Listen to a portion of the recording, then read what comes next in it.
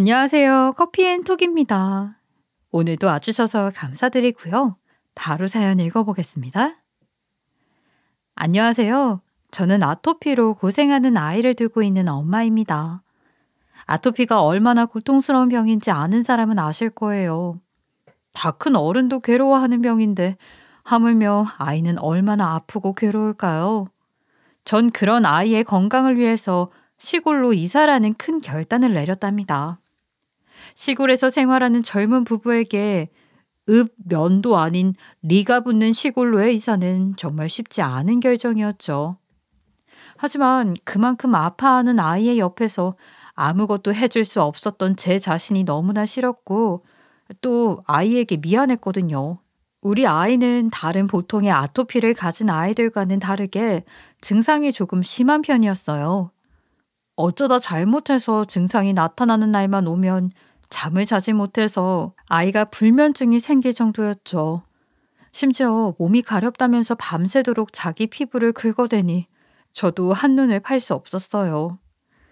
그런 아이를 말리는 저도 힘들었지만 그 고통을 견뎌야 하는 아이는 얼마나 더 힘들었을지. 밤새 우는 아이를 달래면서 저도 속으로 많이 울었네요. 마음 같아서는 내가 대신 아파주고 싶은데 그러지도 못하니 속상했죠. 한날은 아이가 저에게 묻더군요. 엄마, 난 왜 다른 애들이랑 달라? 나는 왜 맨날 아파야 해? 아직 어린아이에게 본인의 증상에 대해 설명한들 뭐가 달라질 수 있겠나요? 그 작은 아이를 데리고 너의 증상은 이런 거다. 네가 그렇다는 사실을 그냥 받아들여야 한다. 이렇게 말할 순 없잖아요. 아이가 이런 질문을 던질 때마다 건강하게 낳아주지 못한 것이 못내 미안하고 가슴 아팠습니다. 그래도 우리 부부는 아이를 위해 포기하지 않으려고 노력했어요. 한 번도 도심을 떠나본 적이 없던 나에게는 정말로 큰 용기가 필요한 결심이었죠. 정말 아이의 건강 말고는 다른 것은 바라지도 않았어요.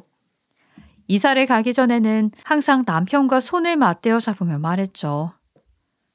우리 아이가 건강하게 자라는 것만 생각해요. 다른 것은 바라지 맙시다. 이 결정이 훗날 우리에게 어려운 상황을 만든다고 해서 아이를 나무라지 말아요. 주로 남편이 저에게 말한 말이지만 이 말은 제 마음을 다잡아주기 위한 말이기도 했어요. 그렇게 우리는 맨 땅에 헤딩하듯 시골 생활을 시작하게 되었어요. 우리 아이, 우리 아들은 다른 애들과는 달리 엄마를 먼저 찾는 아이는 아니었어요. 항상 외출해서 돌아와도 눈을 뜨더라도 제일 먼저 자기 아빠를 찾았거든요. 처음에는 그런 아들에게 섭섭한 마음이 들지 않은 것은 아니었어요. 저도 사람이니까요. 그런데 아들이 이러한 행동을 하는 이유가 있다는 것을 알게 된 것은 아들의 일기장을 발견하면서부터였죠. 아들의 일기장에 적힌 내용은 제게는 너무 슬픈 일이었어요. 일기장에 어느 날은 이렇게 적혀 있었죠.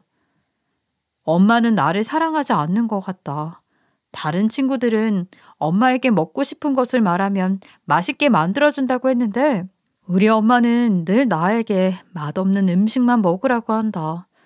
나도 엄마가 떡볶이, 피자, 햄버거처럼 맛있는 요리를 사줬으면 좋겠다. 다른 친구들처럼 평범하게 먹고 싶다. 아들의 아토피가 다시 올라오면 어쩌나 하는 걱정에 항상 늘 잔소리처럼 했던 말이 아들을 더 힘들게 했던 거죠. 그리고 다른 날에는 이런 것도 있었어요. 우리 엄마는 나를 싫어한다. 어제도 몸을 긁는다며 소리를 쳤다. 나는 아프고 괴로운데 엄마는 항상 하지 말라며 소리친다. 친구들 엄마는 항상 따뜻하게 안아주던데 우리 엄마는 항상 만나면 씻으라는 잔소리부터 한다. 내가 집에 들어와서 씻지 않는 날이면 더욱 심하게 혼낸다. 엄마는 내가 좋지 않은 걸까? 이제 나도 그런 엄마가 싫어진다. 아들의 일기는 제 마음을 찢어지게 만들었죠. 아이를 했던 행동 하나하나가 아이에게는 이런 식으로 다가갔구나 하고 말이죠. 그렇게 아들의 일기를 읽다 보니 문득 제가 했던 말들이 새록새록 떠오르더군요. 전 항상 아이에게 말했어요. 절대 나가서 간식 사 먹으면 안 돼. 너는 항상 엄마가 주는 음식만 주는 것들만 먹어야 해. 알겠니? 그리고 친구들이랑 이상한 과자 같은 것도 절대 먹지 마. 저번에 그렇게 아파놓고 넌 그게 또 먹고 싶니? 그렇게 아토피가 심해질 수 있는 행동들을 하나하나 제약하며 아들에게 세운 규칙은 아들을 더 힘들게 만들고 있었던 거예요. 이제는 아들의 마음이 힘들다 못해 말라가기 직전이었던 거죠. 이 시기에 우리 부부는 시골로 내려가기로 결심한 거예요. 저는 이 기회에 닫혀있는 우리 가족에게도 변화가 필요하다는 생각을 했거든요. 도시의 매연 가득한 환경이 아닌 시골의 자연에서 지내다 보면 분명 아이에게도 좋은 영향이 있을 거라는 희망을 안고 말이죠. 사실 우리 남편은 시골로 내려가는 일을 굉장히 반가워했어요. 남편의 직업은 재택으로도 가능한 직업이었고 심지어 프리랜서로 자신이 일하고 싶은 날을 잡아서 일해도 상관이 없었거든요. 게다가 남편은 원래부터 시골에서 자라왔기 때문에 우리가 시골로 내려가는 일이 더 반가웠을지도 모르겠네요. 시골에 내려간 남편은 그 누구보다 들뜬 눈치였거든요. 하루는 아이보다 더 신이 나서 말했어요. 여보, 나 시골에 내려오면 정말 하고 싶은 일이 있었거든. 물론 우리 아들이 아프지 않고 건강히 자랐으면 하는 바람에 내려왔지만 이왕 내려온 거 나도 하고 싶은 일들 좀 해보려고. 당신도 너무 기대되지 않아? 우리 시골 생활. 이 사람이 아들을 위해서 내려온 것인지 자기가 하고 싶은 일을 하려고 내려온 사람인지 분간이 가지 않더군요. 저는 말이에요. 앞에서는 당당하게 내려가자고 이야기했지만 속으로는 무척 걱정하고 있었거든요. 도시 사람들이 완전 시골에 가지 않는 이유가 있잖아요. 도심의 문화 인프라도 물론 그 이유 중 하나이기도 하지만 가장 중요한 것은 바로 높은 기술의 의료를 받을 수 있다는 것이잖아요. 지척에 모든 것을 두고 살다가 이런 구석진 시골로 내려오니 처음 생각했던 일과는 달리 걸리는 것들이 한두 가지가 아니더라고요. 제 걱정은 날이 갈수록 눈덩이처럼 쌓여만 갔죠. 그냥 간단하게 생각해서 아이가 갑자기 아프기라도 하면 시내까지는 1시간이나 걸리는데 어떻게 할지. 갔는데 병원에서 알지 못하는 병명이라면 어떻게 처리할지 막막했으니까요. 내려간 이후로 내내 노심초사했죠. 하지만 이런 제 걱정과는 달리 남편과 아들은 생각보다 적응을 잘하더군요. 역시 시골로 내려온 일이 좋았는지 아들의 아토피 증상도 완화되어 갔고요. 아들은 서울에서 학교를 다닐 때는 늘 어딘가가 기죽어 보였는데 여기 내려와서는 정말 활발해져서 보는 사람이 더 뿌듯함을 느낄 정도였죠. 남편은 또 어떻고요? 원래도 서글서글한 성격을 가진 남편은 사람들과 잘 섞여서 지내는 편이었는데 여기서는 정말 날아다니더군요. 그런 남편 덕분에 저도 덩달아 여기 사람들과 쉽게 친해질 수 있었고요. 그런 두 사람에게 참 고마운 마음이 들었습니다. 서울에서는 매번 안 된다라는 말을 입에 달고 살았던 저와 남편이었는데 시골에 내려와서는 모든 것들이 너그러워졌어요. 이웃 주민들도 다 좋은 사람들이었어요.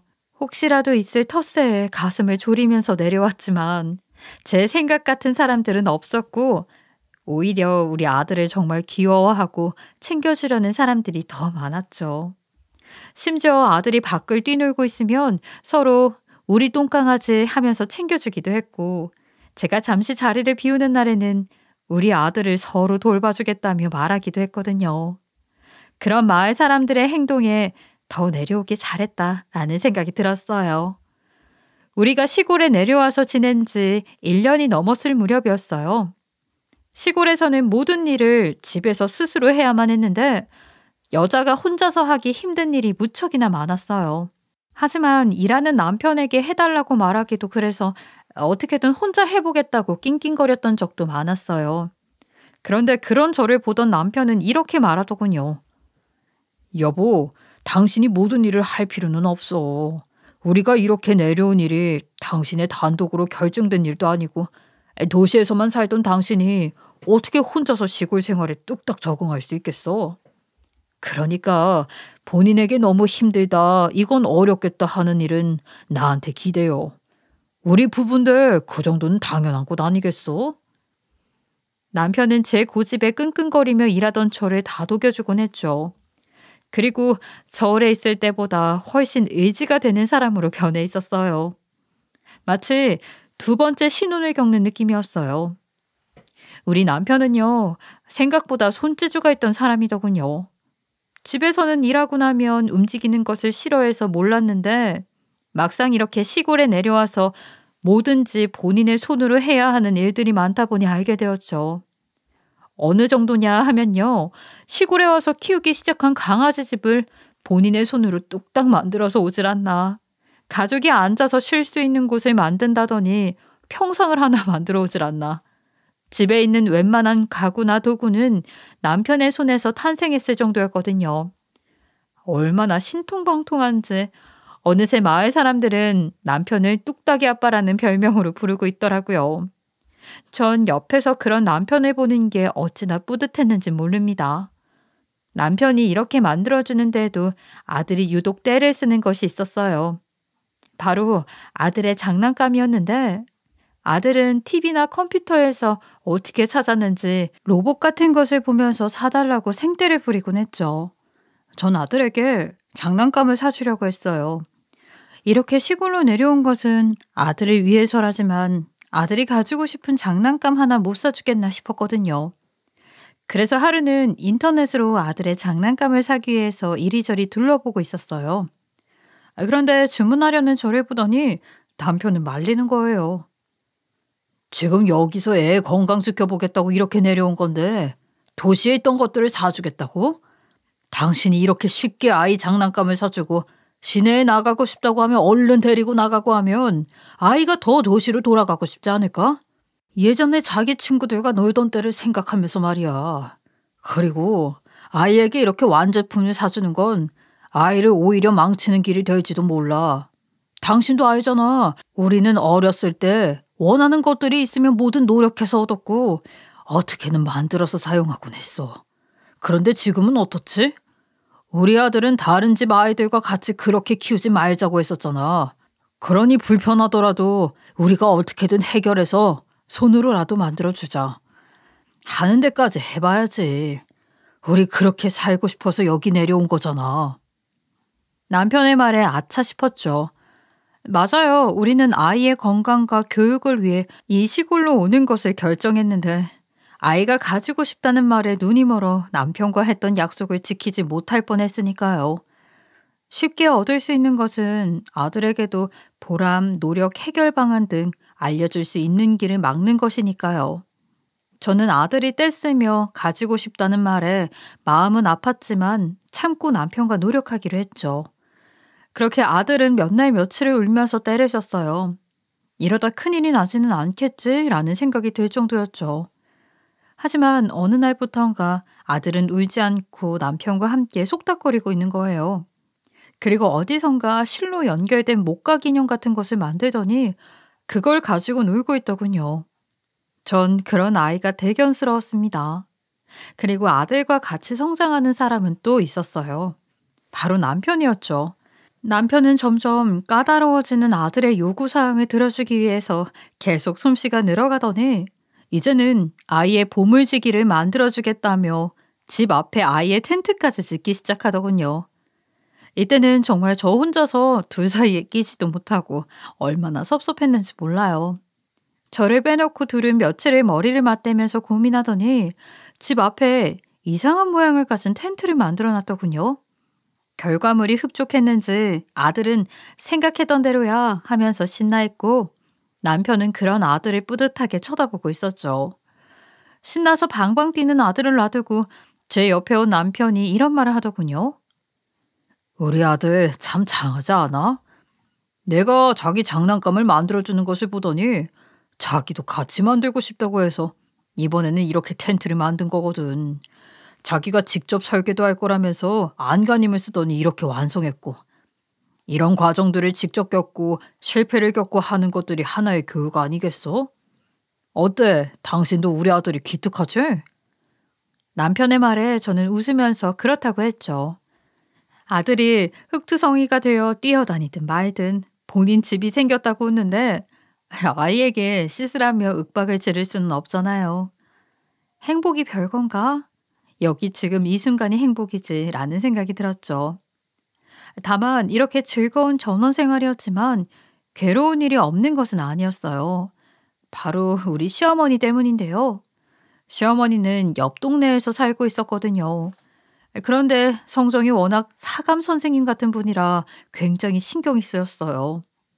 한 번은 집에 놀러 온 시어머니에게 밥을 차렸는데 갑자기 화를 버럭 내는 거예요. 너 여기 내려온 게 소풍이라고 생각했니? 넌 아무리 아프다는 애를 두고 이런 식으로 애를 먹여? 몸에 좋다는 거 진수성찬으로 내와도 시원찮을 판에. 너 때문에 우리 손주가 병이 난 거야. 이렇게 애를 신경 쓰지도 않으니? 너 같은 게 무슨 엄마야. 세간에서 너같이 행동하는 사람을 계모라고 부른다. 애도 너 싫어하는 거 알고 있지? 엄마가 얼마나 미덥지 못했으면 맨날 제 아빠만 찾겠어. 애들은 엄마를 먼저 배우는 게 정상인데 이렇게 네가 내온 밥을 보니 애가 왜 그렇게 행동하는지 알겠다. 제가 차린 밥은 그렇게 간단하지는 않았어요. 물론 반찬 3개에 밥, 국이면 간단하다고 생각하는 사람도 있겠죠. 하지만 전부 영양을 따져서 하루하루 식단을 만들고 아이에게 차려주는 것이거든요. 그런 식단인데 싫은 소리를 하니 정말 듣기가 싫었어요. 특히나 올 때마다 이렇게 잔소리를 하니까요. 그런 시어머니가 있는 시골이었지만 항상 싫은 일만 있는 것은 아니었어요. 우리 부부가 여유를 즐기기 위해서 외출하는 날이면 너무나 즐거웠거든요. 집에서 얌전히 자고 있을 아이에게는 미안했지만요. 우리 부부가 오붓한 시간을 보내기 위해서는 아이가 잠든 시간밖에 없었으니 어쩔 수 없죠 뭐. 그날도 남편과 밤늦게 영화를 보기로 한 날이었어요. 즐겁게 둘만의 시간을 보내고 있었어요. 특히 이날은 시어머니가 친척집에 간다고 해서 저도 오랜만에 완전한 자유를 찾은 날이었거든요. 그래서 평소보다 더 신났던 것 같아요. 그렇게 놀다가 들어온 우리 부부는 서로 피곤했는지 골아 떨어졌죠. 그러던 새벽녘이었어요. 잠결에 깨어났는데 이상한 연기가 눈앞에 보이는 거예요. 처음에는 비몽사몽 잠에서 완전히 깨지 않은 상태였기에 몰랐는데 연기가 점점 늘어가는 게 보이는 거죠. 너무 놀라 허둥지둥 일어나려고 하니 남편은 그새 파악이 끝났는지 저를 이불로 돌돌 마는 거예요. 그러고는 저를 창밖으로 굴러서 떨어뜨렸죠. 전 떨어진 충격에 잠시 정신을 잃었고 멀어지는 정신 끝에서 남편의 목소리를 들었어요. 여보, 시간이 없어. 빨리 도망가야 해. 얼른 피해야 해. 다급하게 피해야 한다던 남편. 정신을 잠시 잃었던 저는 빠르게 제정신을 차리려고 노력했고 제정신이 들었을 때는 이미 집의 절반이 불타고 있던 상황이었어요. 그때 생각난 것은 텐트에서 놀고 있던 아들이었죠. 급한 마음에 아들을 찾으러 헐레벌떡 뛰어갔고 아들은 다행히 아무것도 모른 채로 새근새근 자고 있더군요. 다행이라는 마음과 함께 아들을 둘러엎고 그대로 집을 빠져나왔어요. 그렇게 콜록대면서 나와보니 아니 있어야 할 사람이 옆에 없는 거예요. 저를 살리겠다고 밖으로 던졌던 남편이 아직까지 집에서 탈출하지 못했던 겁니다. 큰 불에 동네 사람들이 저마다 양동이에 찬물을 받아서 집에 끼얹고 있었고 저는 남편이 안에 있다며 큰 소리로 도움을 요청했어요. 하지만 타들어가는 제 마음과는 달리 한참을 기다려도 남편은 불길 속에서 나오질 않았어요. 전 소리치면서 다시 들어갈 기세로 집을 향해 달려갔습니다. 남편이 아직 안에 있다니까요. 빨리 남편 구하러 가야 해요. 그러나 사람들은 그런 저를 붙잡으며 말렸어요. 어휴, 지금 들어가면 부인도 못 나와요. 저 불길 속을 들어가서 당신이 뭘 어쩌겠다는 거야. 이대로 여기 있는 당신 아들은 혼자 살게 만들 거야? 우리도 노력하고 있으니 조금 기다려봐요. 불 보자마자 주민이 신고를 넣었다고 했으니 소방차도 금방 올 거예요. 부인이 정신 차려야지. 저를 말리는 사람들을 밀치며 다시 집으로 가려고 했지만 엄마 하고 울먹이는 아들이 저를 잡는 순간 저는 그 자리에 그대로 있을 수밖에 없었죠. 전 그날 밤 남편과 이별하게 되었습니다.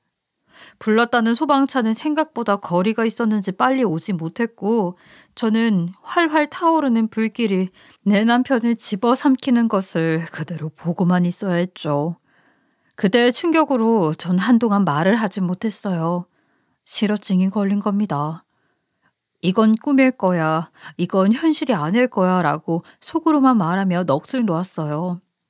그날의 화재는 내 몸과 정신을 모두 태우고 말았던 거예요. 어느덧 도착한 소방차가 불길을 잡았지만 전 그때까지도 남편이 없다는 사실을 인정하지 못하고 멍하니 있었어요. 하지만 그런 나를 괴롭혔던 것은 남편의 상실만이 아니었어요. 다음날 친척 집에서 돌아온 어머니는 화재 소식을 들었는지 집으로 들이닥쳤고 남편이 죽었다는 말에 제 멱살을 잡으며 제게 원망을 쏟아냈죠. 네가 너 같은 것이 우리 집에 들어와서 이 난리가 난 거 아니냐. 내 아들 어떻게 할 거야. 살려내라고 내 아들. 너 같은 년이 살아있을 게 아니라 내 아들이 살아있어야지. 왜 너 같은 건 살아있고 내 아들이 여기 없냔 말이야. 내 아들 대신 네가 갔어야지. 네 한 목숨 내 아들을 위해서 썼어야지. 남편을 잃은 고통은 저만 겪는 것이 아니었는데 시어머니는 나에게 남편을 대신해서 내가 죽었어야 한다며 잡은 멱을 흔들며 말했어요. 어머니가 아들을 잃었듯이 나는 내 남편을, 내 아이의 아빠를 잃었는데 힘들어하는 저는 안중에도 없고 불길에 남편을 두고 온 저를 탓하기만 하는 시어머니에 더 힘들었어요. 저도 제정신으로 있기 힘들었는데 말이죠. 너 죽으려면 같이 죽어야지. 너도 같이 갔어야지. 왜 너만 살아가지고 이렇게 버젓이 돌아다니고 있는 거야? 왜 너만 이렇게 살아서 숨 쉬고 있는 거냔 말이야. 내 아들, 내 아들. 저를 때리며 말하는 시어머니의 태도에 아무 말도 할 수 없었어요. 불길이 내 남편을 데려갔을 때 이미 제 고통은 이로 말할 수 없었거든요. 텅 빈 눈동자로 다 타버린 집만 보고 있는 저를 더 밉다는 듯이 때리는 시어머니를 말려준 것은 동네 사람들이었죠. 그런 제 모습을 보던 아들도 무슨 일이 일어났는지도 모르면서 제게 달려와 울기 시작했고요. 그날의 일은 기억에서 지우려고 해도 지울 수 없이 각인되어 버렸어요. 그렇게 타버린 집을 보면서 상실의 아픔을 달래기도 전에 현실적인 문제들이 다가왔어요. 다행히 화재 보상은 들어놓았기에 재산적인 피해 보상은 어느 정도 받을 수 있었지만 남편도 없이 여자의 힘으로 혼자서 아이를 키우는 것이 쉽지 않다는 것을 잘 알고 있었으니까요. 힘들지만 이러저기 위해서 무척이나 노력했죠. 또 아이에게는 남편이 죽었다는 사실을 알려줘야 했는데 그 일이 쉽지 않았어요. 아이는 머리로는 이해해도 받아들이기는 어려워했죠.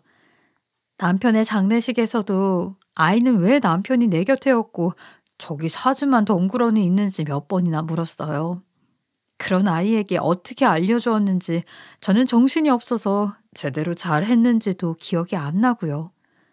남편의 장례식은 다행히 큰 문제 없이 잘 지나갔지만 나를 보는 시어머니의 눈은 어른보다도 더 차가웠어요. 마치 자신의 자식이 죽은 것은 모두 내 탓이고 내가 눈에 보이는 것 자체가 괴로운 일이라는 듯이요. 남편을 보내고 난 뒤에는 현실적인 문제를 해결하는 것도 문제였지만 도저히 마음이 제대로 잡히지 않았어요. 먼 발치에서 검게 그을린 집을 보면서 멍하니 지내는 것이 일상이 되었죠. 그런 저를 보면서 아이는 자기가 맡겠다고 시어머니는 아들을 데려갔고요. 아들을 보내고 싶지 않았지만 제 상태를 보면 보낼 수밖에 없었어요. 아들을 고생시킬 수는 없으니까요. 그렇게 집을 보면서 지내는데 매일이 후회의 반복이었어요. 생의 모든 후회를 지금 다 겪고 있는 느낌이 들었죠. 마치 아직도 저 검게 그을린 집에서 밝은 표정으로 나오는 남편이 보이는 듯해서 그 자리를 떠날 수가 없었어요. 남편을 보내고 왔지만 내 마음속에 남편과는 제대로 이별 인사도 못했다는 생각이 가득했으니까요. 그렇게 얼마 뒤 저는 용기를 내서 진실을 마주하기로 했어요. 제 마음에 있는 이별을 말이죠. 그래서 잿더미가 된 우리 집 앞에 찾아갔어요. 불길이 우리 가족이 정리할 것도 남아있지 않게 한 바로 그 장소를 말이죠. 정말 하나도 남김없이 모두 불태워버렸더군요. 그래도 혹시나 남편의 물건이, 남편의 유품이 하나라도 남아있지는 않을까 싶어 집 안으로 들어가서 뒤적거렸습니다.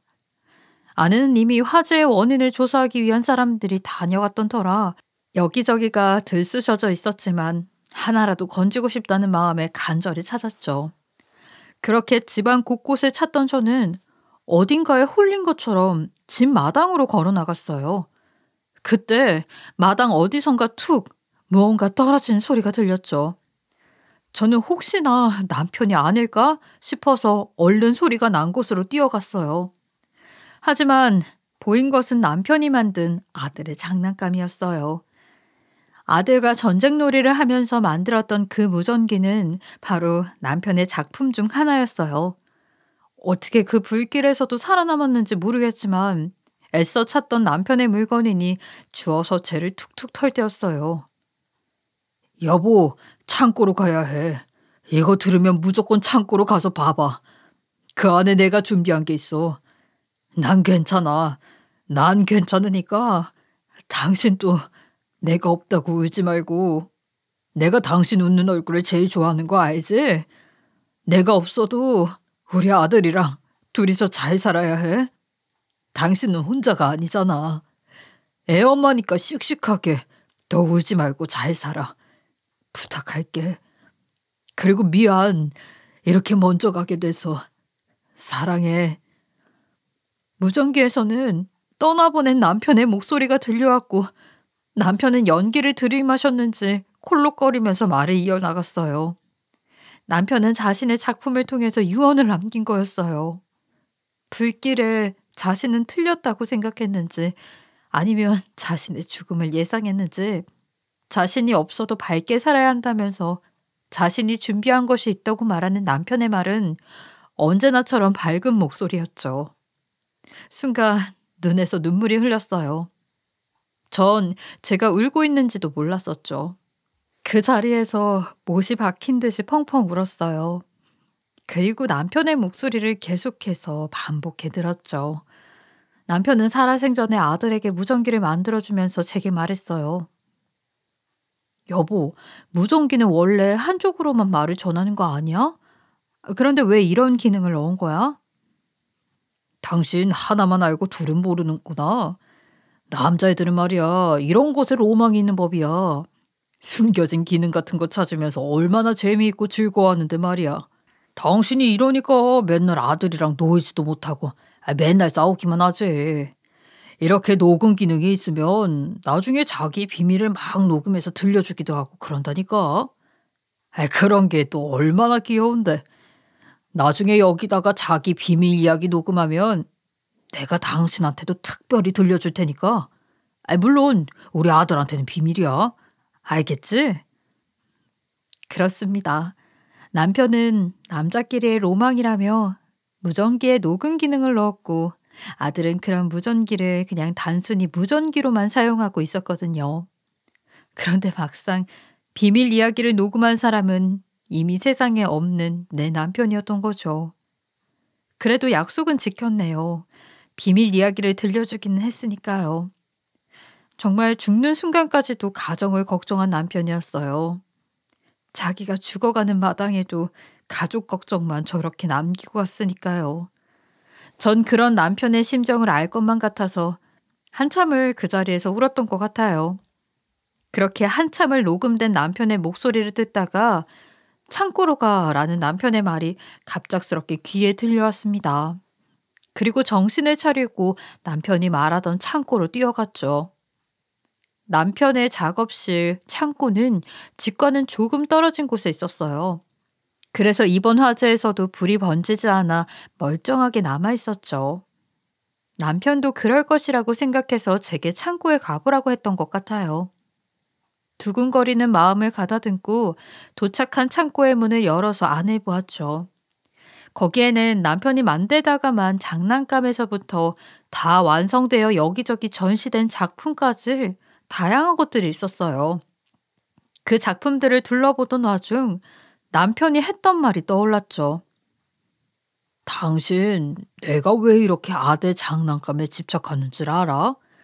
내가 이런 직업을 가진 게 아닌데도 말이야. 내가 이 장난감을 왜 이렇게 집착을 하느냐면 언젠가 우리 아들처럼 화학물질을 접할 수 없는 아이들에게 도움이 되고 싶어서 그래.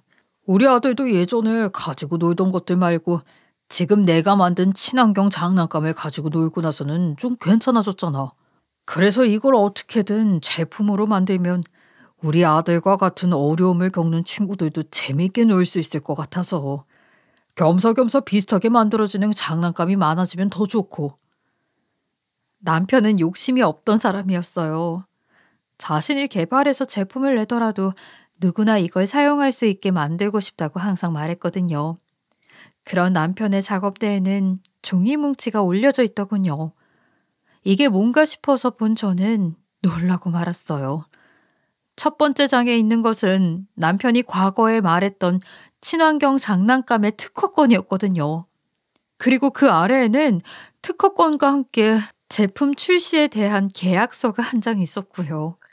저는 놀라서 그 뒤에 문서들도 쭉 살펴보았는데 모두 친환경 장난감을 만들면서 겪었던 시행착오와 문제의 해결 방법에 대한 방안들이 적혀져 있었어요. 그렇게 만들어진 장난감의 샘플은 종이 옆에 있던 장난감인 것 같았고요. 아이들이 가지고 노는 것이니 험하게 다루어도 비와 눈을 맞아도 쉽게 망가지지도 않도록 설계되어 있었죠. 이 장난감을 가지고 논 대상은 바로 우리 아들이었고, 아들은 자신도 모른 채 아버지의 꿈이었던 친환경 장난감 개발에 큰 도움을 준 것이었고요. 창고에서 남편이 준비해둔 것들에 놀랐지만 일단 남편의 유품이라는 생각에 이것들을 잘 챙겨두고 밖으로 나왔어요.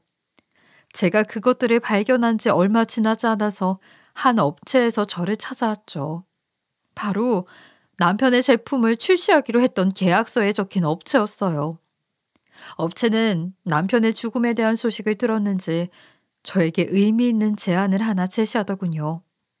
바로 남편의 장난감에는 남편의 이름을 본따 만든 로고를 새기자는 것이었죠. 안녕하세요. 저희는 남편분과 계약한 업체에서 찾아왔습니다. 남편분의 소식은 얼마 전에 건너들었습니다. 고인이 가시는 길 평안하시길 바랍니다. 그래서 말인데 저희가 부인에게 계약에 대해서 하나 제안을 드리고자 합니다. 남편분의 제품에 고유 로고를 새기는 것이 어떨까요? 아들을 위한 사랑으로 장난감을 만든 아빠. 아드님이 나중에 안다면 정말 자랑스럽게 생각하지 않을까요? 자신의 아버지는 자신을 사랑하는 마음으로 이 제품을 만들었다는 것이니까요. 지금은 아직 어리다고 들었지만 이내 이 제품의 의미를 깨닫게 되겠죠. 물론 저희는 제품을 전 세계로 출시할 계획까지 하고 있습니다.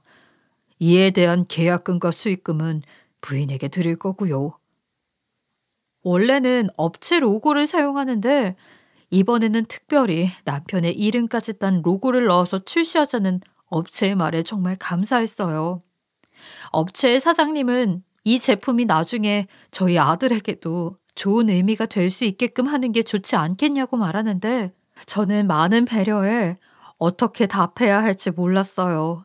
그래서 말했어요. 사장님의 의견은 잘 들었습니다.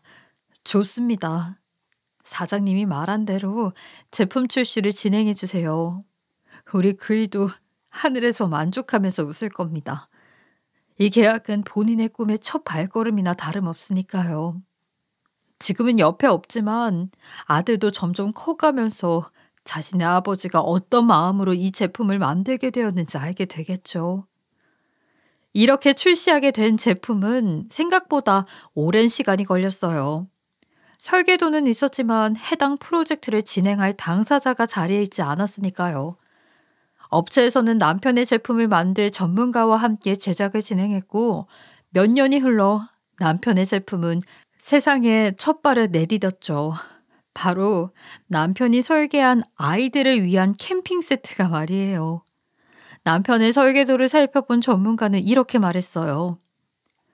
부인의 남편이 이 제품을 만들면서 어떤 생각을 했는지 설계도에 다 녹아있다는 사실을 아시나요? 처음에는 저희도 겨우 캠핑 제품인데 하면서 쉽게 생각했거든요. 그런데 남편분이 남긴 설계도를 보니까 그런 생각을 했던 저희가 부끄러워졌습니다. 당신 남편은 정말 아이들을 위한 친환경 제품을 만들기 위해 어떤 노력을 했는지 그 열정이 여기에 다 담겨 있을 정도예요. 정말 대단한 사람이군요. 제 남편을 칭찬하는 말에 흐뭇하게 웃었던 것 같네요. 그리고 옆에 있던 사장님은 제게 하나의 종이를 내밀면서 말하더군요. 여기 부인에게 이 계약서를 드려야 할 것 같아서 오늘은 함께 방문했습니다. 여기 보시면 아시겠지만 이 제품으로 생긴 수익금은 모두 아내분의 통장으로 해달라는 남편분의 말이 있었어요. 특허권은 대부분의 사람들이 사용해도 괜찮다고 했지만 수익금만큼은 부인에게 돌려달라고 웃으면서 말했었죠. 이렇게 가족을 생각하는 사람은 요즘 세상에 보기 힘든데 참 좋은 분을 남편으로 두셨어요. 업체 사장이 내민 계약서에 저는 다시 한번 눈물을 글썽일 수밖에 없었습니다. 평소에는 욕심이 없던 남편이었지만 그래도 저와 아들을 생각해서 처음부터 수익금은 자신이 아닌 제 통장으로 계약했다는 사실에 너무 놀랐어요. 살아있을 때는 그런 뉘앙스는 전혀 없었으니까요. 다시 한번 남편에게 고맙고 또 고마운 마음을 가진 날이었죠. 지금 저는 남편의 뒤를 이어 친환경 장난감을 만드는 일에 종사하고 있어요. 죽는 순간까지도 애처롭게 남겼던 남편의 유언. 그 남편의 유지를 이어가는 것은 내가 해야 할 일이라 생각했던 저는 남편의 꿈을 지키기 위해 남편의 몇 배로 더 노력하는 나날을 보내고 있어요. 내가 열심히 일해야 우리 남편의 이름이 두 번 다시는 죄로 돌아가지 않을 테니까요.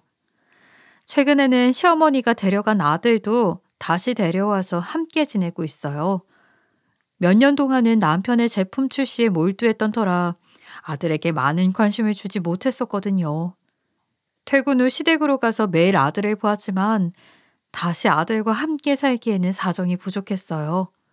다시 함께 살게 된 아들도 지금은 예전보다 더 의젓한 모습을 하고 있어요. 전 그런 아들에게 아빠의 흔적을 지우지 않기 위해서라도 매일 남편의 이야기를 아들에게 하고 있죠. 물론 아들도 자신의 아빠를 잊고 싶지 않았는지 아빠가 만들었다는 장난감을 자기 목숨처럼 아끼고 챙기고요. 그런 모습을 보면 덩달아 흐뭇한 미소가 지어집니다. 그리고 남편의 죽음을 제 탓으로 돌렸던 시어머니도 더 이상 그 말씀은 하지 못하세요. 제가 남편이 남긴 유언에 대한 일을 목숨처럼 바쳐하고 있으니 그런 제 진심을 봐주신 것 같았죠.